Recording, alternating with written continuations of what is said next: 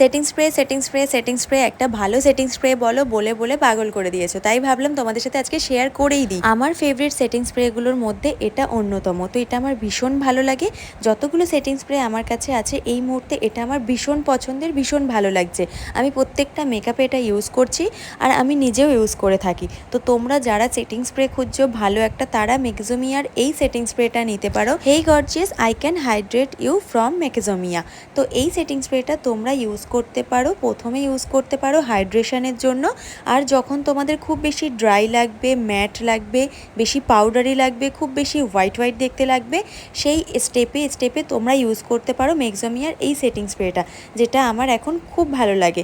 তো এটা তোমরা ওদের ওয়েবসাইট থেকেও পারচেস করতে পারো বা যে কোনো স্টোর থেকে পারচেস করতে পারো, বা এটা তোমরা আমাদের কাছেও পেয়ে যাবে।